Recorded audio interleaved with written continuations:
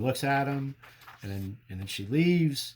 And then he realizes that he's lost her again, and he's just like shit.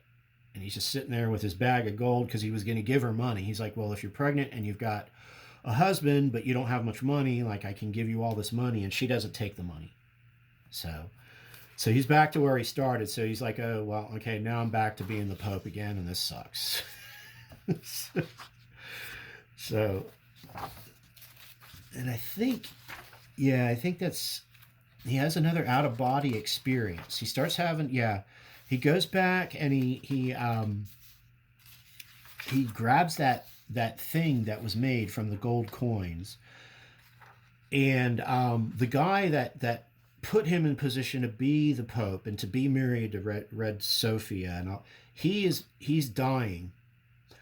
And on his deathbed tells Cerebus that there are 2 more Aardvarks in the world, and he wants to know where they're at, and he won't tell him. So apparently the fact that these Aardvarks exist have some sort of ramifications. And I think from Cerebus's viewpoint, he's like, well, if I'm not unique, if there's 2 more like me, then that means I don't mean anything anymore. Like the political machinery or the church can take them and make them the next prophet or the next Messiah.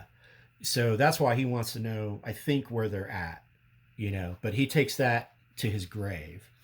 So Cerebus leaves. He goes back to the catacombs where the gold is at, and he has this out of body experience. And these are basically just sort of like, they turn into, I think, like these sort of like symbolic fever dreams, and he starts seeing all these flying chess pieces, and this moon starts floating up to him, like Gerhard really kicking it on the artwork, with some of this stuff. Now we're talking like really Little Nemo type dream sequences, if you're familiar with Little Nemo, those comics. He starts having, seeing Sophia in his dreams. But I think she turns into Jaka. And then he comes out of it, and he just is like all like,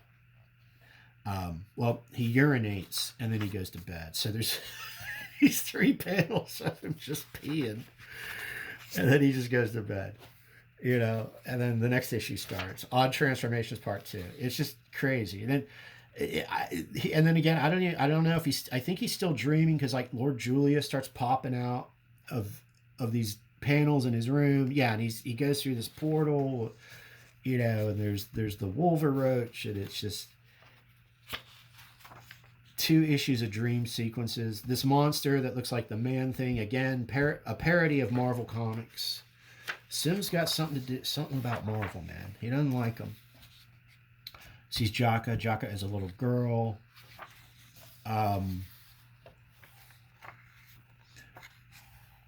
More of these conversations. Again, not sure if he's dreaming or not. Lord Julius and some other people. The guy this old guy that handed him the prime minister position. He gets stuck in a wall and he can't get out.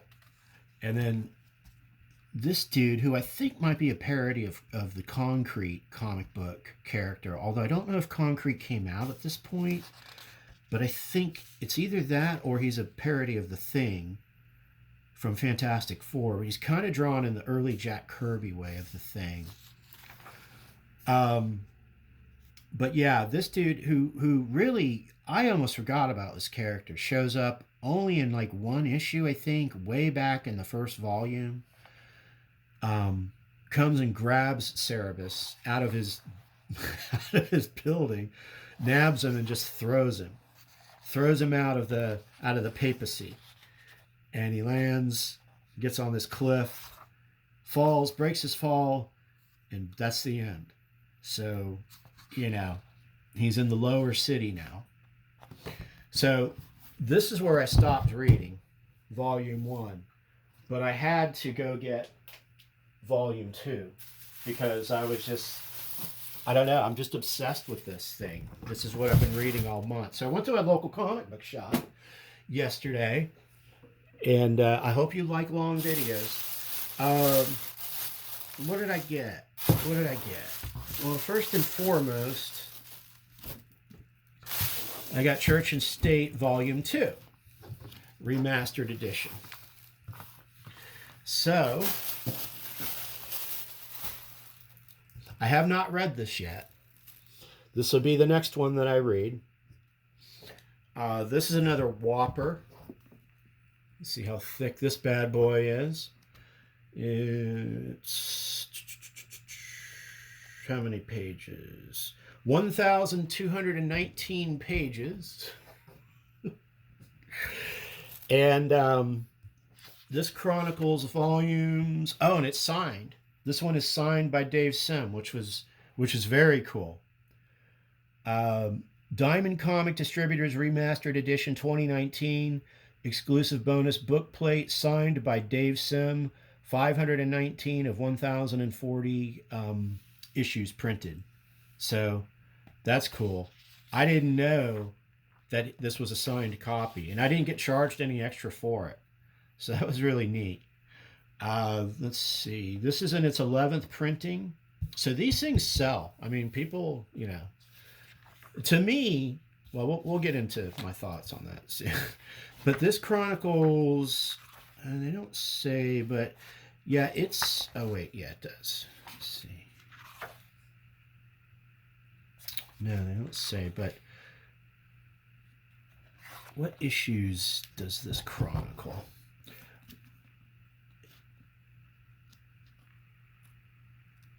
Not sure, but it picks up where Volume 1 left off. So,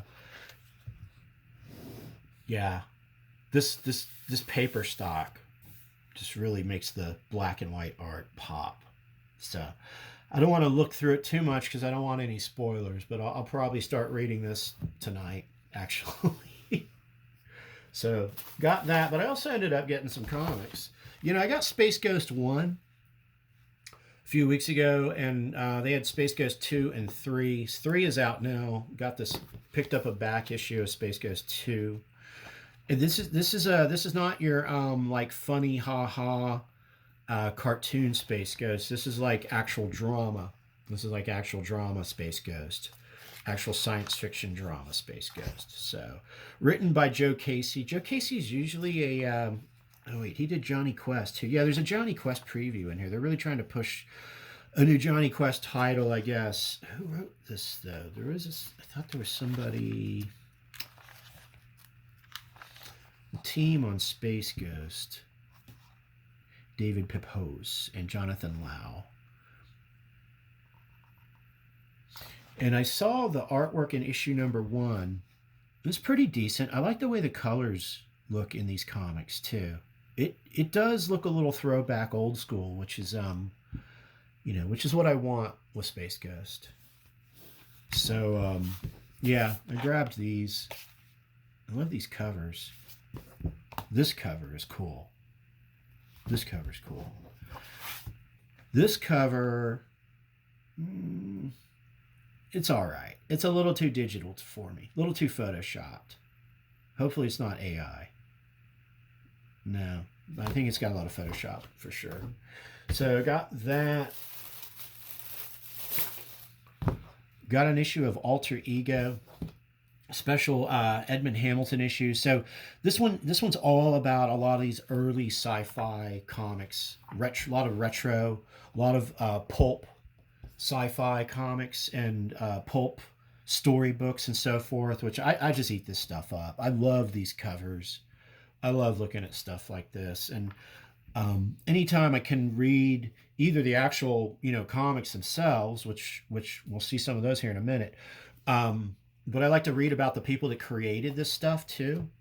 There's a lot of interesting people involved with the creation of early anthology science fiction. Then you get into some of this, some early Legion of Superhero stuff, Superman.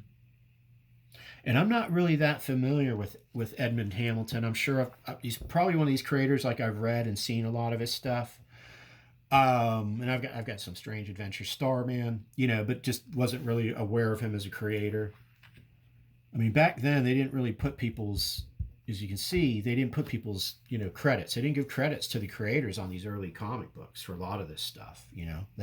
That was really more of a kind of at the tail end, I think, of the Silver Age, and then into the Bronze Age is when they started giving people actual credit, especially with DC. Marvel, I think, started it kind of early, because Stan Lee wanted to take credit for everything.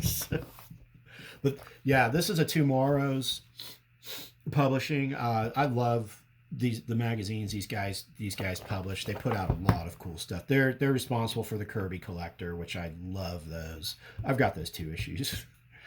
But they also put out Alter Ego, and back issue is really cool. Retro fans, okay, depending on what you're into. Comic book creators, awesome.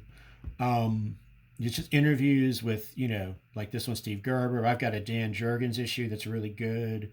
So I picked those up. I probably usually get one every visit. Then I found this. This just hit the newsstand. So they took a lot of the EC Weird Fantasy comics and reprinted them in this sort of larger sized archive. These comics are standard size, about this big, so it's bigger than your average comic, but love that format. Look at the reproduction on these. This is just awesome. I don't have the other 3. This is volume 4. I don't have the other 3 volumes of this, but if I see them, I'll probably get them, but just because I was so impressed. I don't know if they recolored these. I mean, clearly, this is not newsprint. This is a nice Snow White, semi-gloss paper stock. A lot of people don't like the reproductions because they recolor stuff, and it doesn't have the same sort of depth or look that the original comics had. Yet Marvel and DC are notorious for that. But to me, I don't know. This looks, I'm pretty sure this is Wally Wood. Most of this is probably Wally Wood. But if they did remaster it, I'm digging the look. I'm digging the look. I'm not an expert by any means, but I know what I like. And these pages pop, man. They pop. Love this color. A lot of contrast. Nothing looks muddy. Nothing looks washed out like modern comics do, And you can't go wrong with this EC Comics science fiction stuff, You can't go wrong with it. Let's see if we've got a credits page.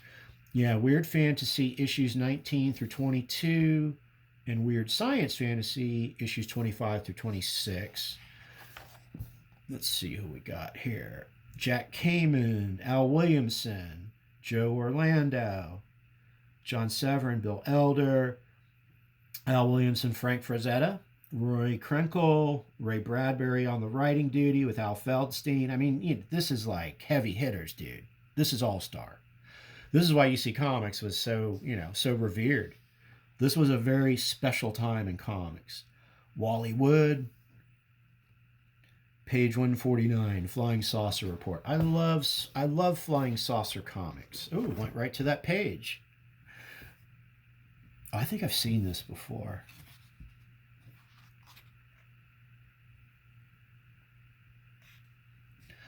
A lot of lettering. There's a lot of lettering on these pages. So, modern comics, I think, it's like, or modern comic attitudes are like, oh, too much lettering. Don't put too much lettering. Don't be like Chris Claremont. But it has its place. It has its place. For a comic like this, where clearly your story involves probably not like a whole lot of action. You're telling kind of more of a story narrative, with this. Might even be based on a true story. A lot of these comics were, or they manifested into reality, depending on who you ask. So yeah, a lot of lettering. They were doing comics differently back then. A lot of a lot of dialogue. But I mean, these are truly books set to visual panels.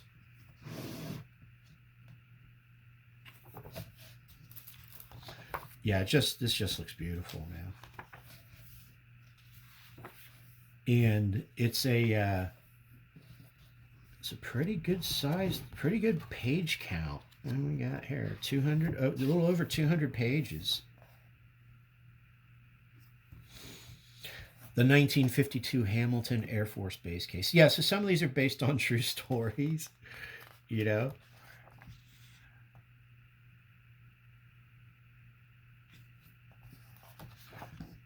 So yeah, they're doing a lot of these types of reprints. Dark Horse is publishing them. A lot of EC reprints. Over the years, you know, you can find these in different formats. I'm sure there's probably like a lot of I'm sure there's like these hardcover omnibuses that are out there. If you've got any copies of the originals, you're sitting on a nice payday. But yeah, this is, who did the artwork here? Really good exposure to a lot of different artists from that time period.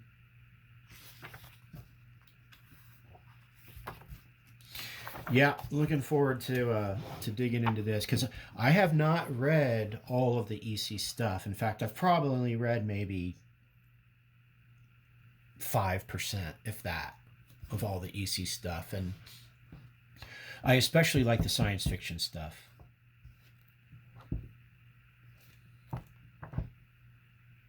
Beautiful work. All right. Well, I think at an hour and 23 minutes, I'll go ahead and end this video. But, you know, it's like I said, it's been a month, so I had a lot of comics to get out of my system.